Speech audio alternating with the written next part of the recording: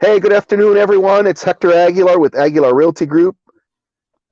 And Ben, your agent with Aguilar Realty Group. Hey, we're really excited about you joining us today. As you can see today, I'm a little bit mobile.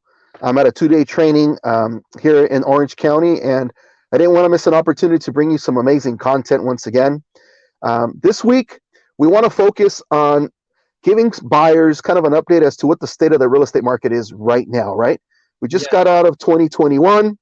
2021 saw huge increase in equity to home sellers, saw a lot of competition for buyers in terms of making offers. We saw yes. multiple offers. And so Ben and I wanted to discuss today with you is what the state of the market is for buyers as it stands as of today, January 26, 2022, and looking forward into this first half of the year.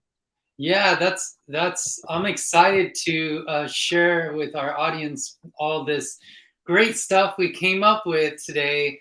Let's start, like you said, what is the state of the current real estate market, Hector? So here's what I've seen, and Ben and I have seen over the last maybe, let's say, 40 to 45 days. We saw some strong closings in December from buyers that got into escrows on their properties, like in late October, early November. And of course, then the holidays came, and we still saw closings. And we also started seeing some listings hit the market. But Yeah, here's what we've noticed, or at least I've noticed, Ben, and I'm sure you have too, is in the first 3 weeks of the year, we've started seeing new listings come on the market. But here's the interesting thing is they didn't sell in 3 days. They didn't sell in 7 days. They didn't yeah, sell in 10 days. And many of those listings are still sitting on the market. Now, traditionally, Ben, at the beginning of the year, as people come out of the holidays and the end of year celebrations, people make some expenditures. They probably spend a little bit of their money they have saved up for their home buying purchase. yeah, And honestly, right now with the news that's going on about the stock market, the Fed funds rate, the Fed Reserve raising the rates, the mortgage interest rates changing, a lot of buyers are on the fence. yeah, So we're starting to see that homes are sitting a little longer on the market. It yeah, doesn't mean, I just want to be clear, it doesn't mean that prices are going to come down. And let me tell you why, Ben. The reason why prices aren't going to come down is because there's still a lot of high buyer demand. Now, yeah. if you're a buyer in today's market, and 3 months ago you were in the market, I've got some news for you. The rates have gone up, right? And because Yes. the rates have gone up, we started to see that even a month ago, rates were around 2.6, 2.7%. Now, I'm not a licensed mortgage professional, but we have vendor partners we work with. We stay in touch with them all the time. And this is what we've seen with our buyers that we're working with right now that haven't been able to tie up a property in escrow or get under contract. Is rates have gone up almost a full point, right? The rates have gone from, let's say, 2.6 to 2.7 with the fair FICO score somewhere between 660 and above to now being around 3.5 to 3.7%. Again, I'm And not a what's that mortgage mean? banker. Well, What's that mean? it's interesting. That's a great question, Ben. What does that mean? Is that means that your mortgage payment is now going to be more costly than it was even 4 months or 4 weeks ago. And the reason why is because now you're paying between 3/4 of a point to maybe a full point higher on the interest rate. So the cost of money is more, right? And and let's just give a scenario, Hector, a 1% increase, because people are that's what we're seeing, right? Increase at least a point, at least a 1 point, which is Right. 1%. What does that look like, Hector? Man, it actually means about $200 to $300. Somewhere between $200 to $300 more a month. Let me correct that, between $150 to $300 a month, depending on your price point, right? Right, right. And keep in mind that not only are you going to need money for your down payment and closing costs, but you may need also money now to keep your rate low, to buy your rate low, right? To actually buy it down, to be Okay. able to get to maybe 3%. It might cost you $4 or $5,000, but hey, it might be worth it. Let me tell you why. If you can secure an interest rate that's lower by paying $4,000 to $5,000 up front right now, that means that in the long run of your loan, you're going to save thousands of dollars over having your loan 10, 15, 20, 30 years, right? So Yeah. the important thing is to understand that you're still as a buyer, you should try and get under contract as soon as possible. And what do I mean by that? Before you get into that, Yeah. Hector, let's. So I put up how much money will you need, and you're gonna cover that. Of course. I guess we're going back to, how is the state of the mortgage market you put up, because I think it's understanding the mindset, right? Before, people are like, oh, let's just know what the interest rate looks like. How much money do we need? Well, if we can have that right mindset getting into it, I think that's the better foundation, right?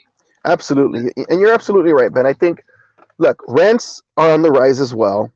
Even though your mortgage payment's going to be higher, you're going to secure a mortgage payment if you're in a fixed rate loan that is not going to change, come moving 10, 10 months down the line, 12 months down the line, a year or two down the line. You know what your mortgage payment is going to be. Yeah. But the truth is that rents are on the rise. There's no slowing down with rents. We were just doing some research on 3-bedroom, 2 baths in West Covina. They're going for like $3,000 a month. So Yeah. you may not be able to secure a rate or a mortgage for $3,000 a month when it comes to your mortgage payment and what you want to buy. But if you can get $3,500 a month and you find something that's in your budget, guess what? That's going to be $3,500 a month for a long time. So don't be afraid of making a move now. Many buyers are thinking, oh, the rates are going to go up and prices are going to drop. No, that's not true. There's still a lot of demand. We're not going to see price increases like we did last year of almost 19% appreciation. It's going to be a little bit more standard. It's going to be maybe 2 or 3% per year this coming year, 2022, maybe 2023. But the truth is that you need to buy a house sooner rather than later. Don't make the mistake of saying, oh, prices are going to drop 3 or 4 years down the road. Well, what good is it if the rate is 5, 6, 7%? The payment's going to be larger even if you pay less money. So just keep that in mind. I think I have an infographic that kind of shows that. Yeah, can you put that up, Ben, real quick? Yeah. So. And I know that maybe our infographics aren't on average our price points in a Southern California market, but this is just a comparison, right? Just so that people can see really what the difference is going to be in terms of the payment and how much they're going to save. The truth is that I think that graphic might show. What does it show, Ben? Because I can't see it. I'm on my phone. This graphic hits the point to the nail on the point. However you say it. Facts of fiction. So first one, it says fiction. Should I wait for the mortgage rate to drop? And it says facts. Mortgage rates are hovering over historical lows, but experts say they're going to rise, just like what you just talked about. By the end of this year, Freddie Mac, Fannie Mae is saying that you're definitely going to get up to like a 3.8%. So that's definitely the fact. And you guys got to focus on the facts rather than listen to the noise outside. Second thing, the fiction is that there are no houses on the market. Right. Fact that since January, the number of single-family homes available for sale has been rising, and we actually seen that. I've seen that myself, and I do market preview of homes like yesterday, which was cool, and I showed one of my buyers. This is straight a good story. I showed him, hey, she wanted a home in Victorville for 500,000, 500,000. But here's the catch: it was a 5-bedroom for 500,000, and I showed her, and there's only one that popped up. Right. And she said, "Oh, let's increase it, 600,000." No houses showed. So inventory is still low, but it is moving up. And the last fiction, it says every home is selling for way more than asking price. Well, the fact is that while home prices are appreciating today, roughly 6 in 10 homes sell for every list price. Can you talk about that, Hector? Yeah, here's what we're seeing is that, we are still seeing, and this is going to go towards the next topic that we're talking about. What does it take to get your offer accepted, right? Yes. Right now, we're seeing homes sitting on the market just a little longer. They're not selling in 7 days or 3 days or even 2 weeks. It seems that they're kind of the happy point right now is about 24 days.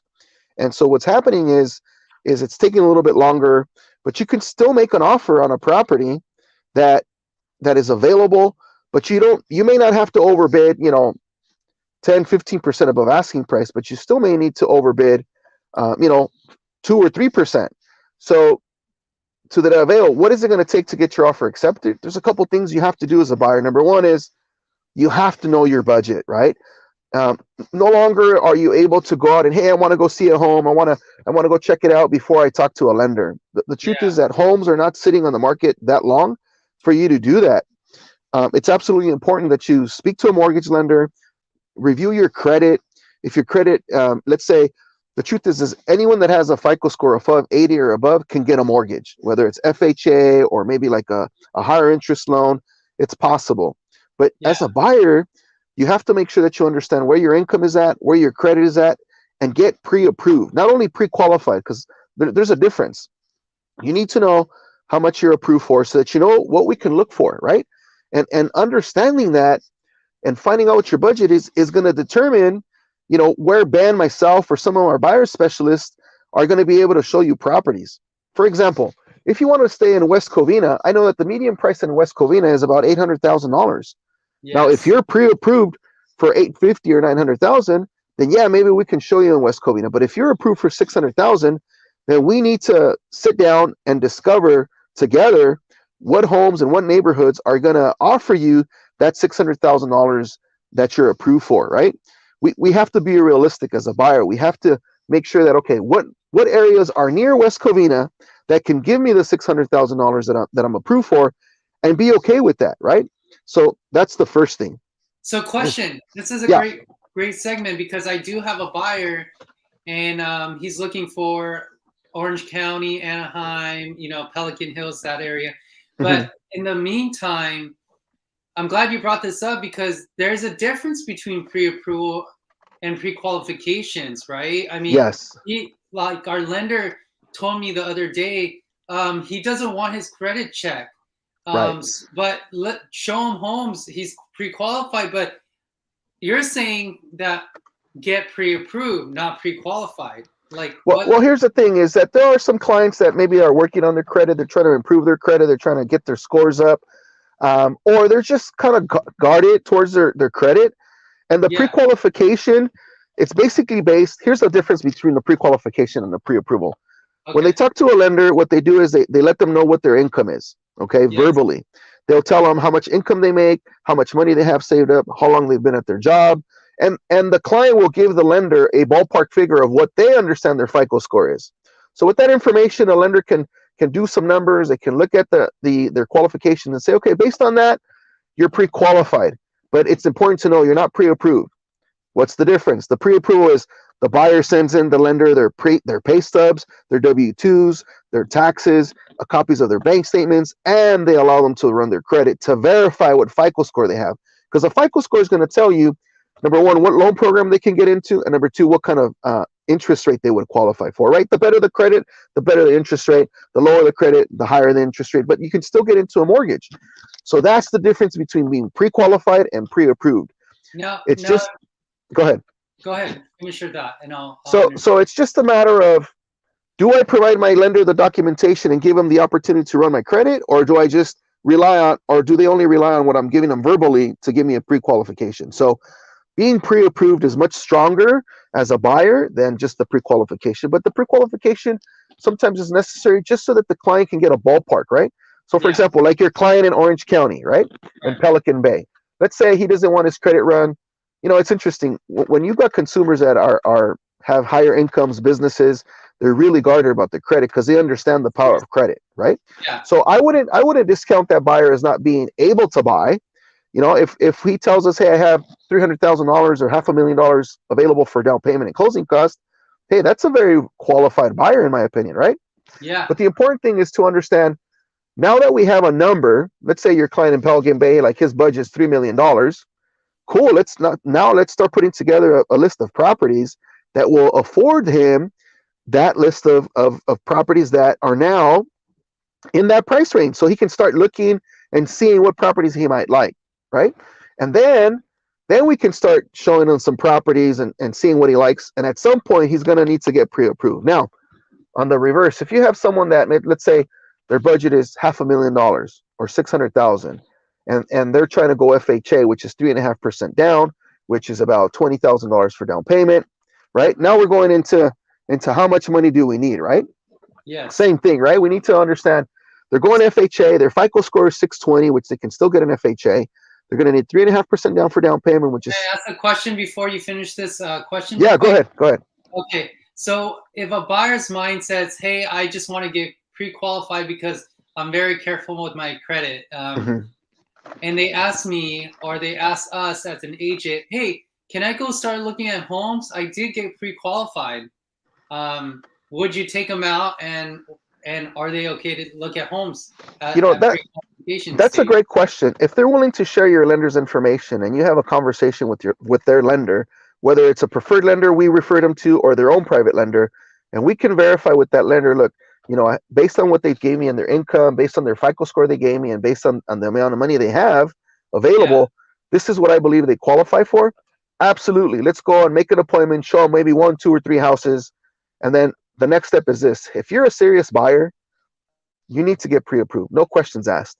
Now, I get it. You want to see what the market out there can give you. By all means, let's go out and take them to see 2 or 3 houses. But to move forward, you need to be pre-approved, because in today's market, sellers are only looking at, sellers are only looking at buyers that are pre-approved, period. If you're just pre-qualified and you don't have a letter of approval, you're not in the game. Let's be honest, you're not in the game.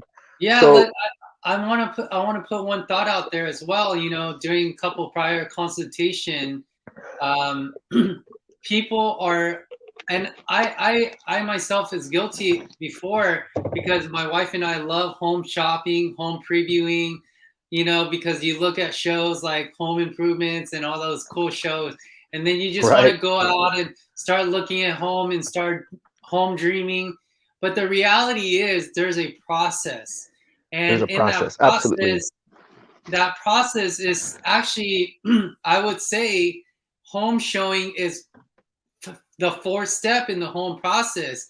And match with us if you're ready to buy or sell, and you want that private consultation. Our number is below, our website's below, and we'll show you that process. Once you get that clarity of that process, then you realize that, hey, buyer A would have a pre-approval, buyer B would have no pre-approval. Who you think the seller will accept their offer? And 10 out of 10 times, the buyer's like a person with pre-approval. So absolutely. So here, let's touch on that home GTV, because here's the thing, right? HGTV has an incredible lineup. They have an amazing show. They have Flipper Flop, they have House Hunters International. But people have to understand that that's a production. What does that mean? Is that they have people behind the scenes that are calling on these houses. They probably talk to the sellers agents and say, hey, we want to feature your home on our channel on this episode, and they line up 3 houses. And these buyers, they're legitimate buyers. They're legitimate people that are looking. But what they've done is they've done a lot of pre-work, and they've narrowed down 3 properties of the 15 or 20 that they've seen, and they put a show together, right? It's all production. It doesn't mean it doesn't happen, but the reality is homeowners are not going to see 2 or 3 houses and they're going to get their first house they selected or the second house they selected on the first offer. It just doesn't happen. It happens minimally, and buyers really need to know that it's the reality is not like that. Right. So I really appreciate, Ben, that you talked about having that process in terms of what it takes to be a qualified buyer. Right. Let's do a buyer consultation. Let's talk about those things. Let's answer your questions and get you a really qualified buyer, not just someone out looking at homes and opening doors, because that's not what we want. We don't want to give you a false pretense as to what's available to you when you really don't qualify for that. That's not what we do. Our goal, our mission statement is to provide you service so that the transaction and the process of buying is a smooth one, and we can establish a long-term relationship with you. And one special thing that if you in the process of the home and part of the buying consultation with the Aguilar Realty Group is that we have a preferred lender ready to go right after the buyer consultation. So one thing that I want to say is, and it's a privilege working with Aguilar Realty Group, because we almost have a full service production process for a buyer. Like we have, and for you buyers that are watching, you will get the full service, meaning you're not going to get it from any agent sit down with you, kind of give you an introduction, give you even to the fact that we'll explain what some terms you need to know while you're in the process of doing this. And when we get you set up for the pre-approval, you'll by that time be excited, be ready, just be, your offers are going to be strong and we're going to negotiate strongly for you. So You know, go go ahead, Ben. Sorry, finish your thought. No, I'm in that pre-approval and that offer. What the next step is the offer, and Right. but Well, before, one of the things that I wanted to talk about, and I didn't mean to cut you off, Ben, is along the lines of the processes. We're more than happy to send you a link to our site that actually details the A through Z process as a buyer, and it's going to give you everything from, who we are, our experience, what our mission is, our terms of service, our buyer's packet, what is title, what is escrow. It'll give you a sample of disclosures. I mean, it runs you through the gamut. So again, it's absolutely free. Just, you've got our link below, you've got our number, reach out to us. We'd love to send that to you. And kind of our goal at Aguilar Realty Group is to educate and empower the buyer so that when they go through that buying process, number one, they're confident. Number two, they love their home. And number three, they're going to remember that what we did for them was more than just another agent, right? That's not what we do. And I think that's what Ben was trying to get to, is that you're going to get a whole lot more from the Aguilar Realty Group than you are from any other real estate agent. So that's it. Thanks for bringing that up, Ben. One of the things I did want to talk about transitioning onto being a prepared buyer in today's market is how much money are you going to need, right? So not only are you going to need your down payment, so whether your down payment is 3.5%, 5%, or 10% or 20%, that's just your down payment. What do I mean by that? Let's say you're approved for $500,000 and you want to do 10% down. That means you're going to finance $450,000 and you're going to need $50,000 as a down payment. But that doesn't cover all your costs, right? There's such a thing as closing costs. And what are closing costs? Closing costs are associated with your escrow fee, your title fee, your endorsement fee. It's going to be like your underwriting fee, your appraisal fee, and a gamut of other fees that are associated mainly with your loan, right? Even though Ben and I and our buyer specialists, we get compensated for helping you at the end of closing, you don't pay us directly, right? There's a built-in commission that the seller is offering us in order to bring a qualified buyer, an approved buyer such as yourself, to a property to help them sell it. But what you're paying for doesn't go to us as agents, okay? Your closing costs are mainly your lender costs, your escrow costs. But here's another topic that most buyers don't know, and that's prepaid expenses. Prepaid expenses is an additional cost. It's actually not a cost. It's exactly that. It's a prepaid expense. And what are those, Ben? Those are typically taxes, right? Yes. You're going to pay a portion of your taxes on the new purchase up front. Yes. You're going to pay typically your homeowner's insurance, who's going to cover your, it's typically called the homeowner's policy, right? And that homeowner's policy has to be paid out a year in advance, and you have to leave at least a couple months reserves. So that's a prepaid expense. It's not a cost. It's just something you're prepaid up front. And the third most common, well, the home warranty is not so much a closing cost. That's typically a service or a warranty that the seller provides for the homeowner, or in the event the seller doesn't do it, we will provide that to a buyer as a courtesy, right? But home warranty is actually not a cost or a prepaid expense to the buyer. But the most common prepaid expense, Ben, is your prepaid interest. And what do I mean by that? Is that most buyers think that when they're paying their mortgage on the first of the month, they believe they're paying the interest that's due for the coming month. So if I make my payment on February 1st, they might think, oh no, my payment is covering the February interest rate, when in fact it's not. In the mortgage industry, just so you know, there's called in the rears, interest in the rears. So when you're making your February 1st payment, you're actually making the payment on interest and principal due for the previous month. So what is prepaid interest? Prepaid interest applies, for example, when you're buying a house, and let's say you close on the 15th of the month. Let's say we close February 15th. Well, guess what? Your first payment isn't going to be March 1st. It's going to be April 1st. So what happens is the mortgage company is going to charge you for those 15 days, or in February, it's only 14 days or something like that, because there's only 28 days in February. So, or 13 days, right? So you're going to pay 13 days of interest, prepaid interest, at closing. So again, those are typically the costs. You're going to have down payment, closing cost, and prepaid interest rates or prepaid expenses, right? But here's the thing: in today's market, and even in last year's market, many buyers had to bridge the gap. And what do I mean by that, Ben? I know we had several buyers last year that had to bridge the gap between the price they offered, right, to the appraisal value. And what do I mean by that, Ben? Is we experienced last year where there's so many buyers interested in the property that they were overbidding on homes, 10,000, 15,000, 50,000, 100,000. And guess what? Sellers were able to sell homes, I kid you not, even above 100,000 from the appraisal value. Why? Because there was such large demand. In our industry, it's simple math, right? Simple economics. It's supply and demand. And when the demand is high and the supply is low, guess what? The prices are going to go up and people are going to overpay. So as a buyer, we're not seeing those big gaps of $50,000, $60,000, but you may need to bridge a gap of $20,000, $30,000.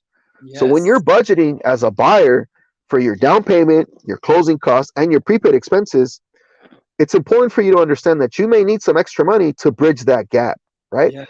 Let's say we're out making an offer on a property at 600,000 and we go under contract at 630 because we had to compete with some offers, and the appraisal comes back at 610. Well, guess what? Most sellers are going to ask you to waive your appraisal fee up front. Now, typically we wouldn't recommend that, but we don't control the market. We're just giving you the information. We're telling you, here, they're asking for an appraisal waiver. This is what it means. And basically it's that. You're going to have to bridge the gap between what the property is appraised for and what the price is agreed on. Why? Because the bank is only going to finance the 90% or 70% or 85% of the value of the property based on the appraisal. And so you're going to need to bridge that gap between 610 to 630. And it's not going to always happen, but right now it's happening in a large percentage of transactions. So, don't be discouraged. I think this is one of the reasons why, Ben, too, a buyer consultation up front to discuss your personal scenario, your individual tailored, unique situation, and your finances is absolutely important, right? And Right. Ben has been doing a great job of doing some buyer consultations. Would love to do a buyer consultation with you as well. It doesn't have to be in person. With COVID right now, people are kind of, Omicron, and everyone's getting over it and kind of high peaking and this and that. It's okay. We can do it over Zoom. Zoom is such a great opportunity for us to get in front of you, to answer your questions. Let's get you on our calendar. Let's get you, educated, empowered, pre-approved, and Ben, Julio, Shala, the whole team at Aguilar Realty Group is ready to help you, find your home and get you into the next step of your life, right? It's the biggest financial decision of your life. Don't be discouraged as a buyer. You just need to be empowered and understand what you need to be prepared for, and we can get you into a house. One quick question before I let you go, Hector. Yes, So Ben. if they need extra money to bridge the gap for, appraisal difference, what are some of the ways they can get that extra money? That's a great question, man. Thank you for bringing that up. There's various ways they can get it. The most common way is if you have a 401k. Most people don't know that because of the pandemic, the government actually instituted a new rule that they can tap into quite a bit of their 401k. It used to be there was a limit. I believe that limit has increased right now. But what I would do is I would talk to your 401k manager and let them know, hey, I'm in the market to buy a home. I may need some extra cash. How much of my 401k funds is available for me to use for my home purchase? Find out. That's additional money that most people don't know they can tap into. The other resource they could do is they can go to family members. They can go to family members and actually get a gift from the family member. Hey, mom and dad, I know that you have this house and it's kind of our equity, our inheritance down the road, but would you mind helping me with my inheritance now? I really need an extra $15,000 to $20,000 so I can buy my next house. You would be amazed. There's so much equity, sitting in homes right now that the parents of these buyers can actually maybe even refinance their home, pull some equity out, and gift them some money, right? Or they can tap into their personal savings as well. But a gift from a family member and 401k money are probably the two highest, most common places where people can find additional money to buy a home. That was great. Thank you so much. I think we covered quite a bit of different things from A to Z on why being an able buyer in today's market. And, I appreciate your time, and even in the midst of you having to go somewhere and do something, and hope a lot of people got some value out of today's broadcast. Thank you, Ben. I appreciate that. I hope you guys got value from that. Once again, if you're watching us on Facebook Live, thanks for joining us. Also, remember to subscribe on our YouTube channel and check out our other videos. We'll put some links in the descriptions for you there. You can find us on YouTube, and there's a lot more information. Our goal at Aguilar Realty Group is to educate and empower our clients, not only to help them with their largest financial decision in the future, but to establish a long-term relationship. We see ourselves not only as real estate agents or realtors, but we see ourselves as financial planners. We may not be certified in financial planning. We don't know how to do investments and things of that nature, but we know how to guide you through the process of buying and selling a home. So we look forward to the opportunity of serving you. If you're interested in the link that shows you on our website the actual buyer processes, and you want to see that before you actually do a buyer consultation, again, send us a message, send us a DM, put it in the Facebook comments, or even reach out to us on YouTube. Our number is located on the stream banner below. Thanks again for joining us, and we look forward to next week's video and education and training. So thanks again for joining us, and I look forward to seeing you guys next week. Take care, everyone. Take care, everyone. Thank you. Thank you, Ben.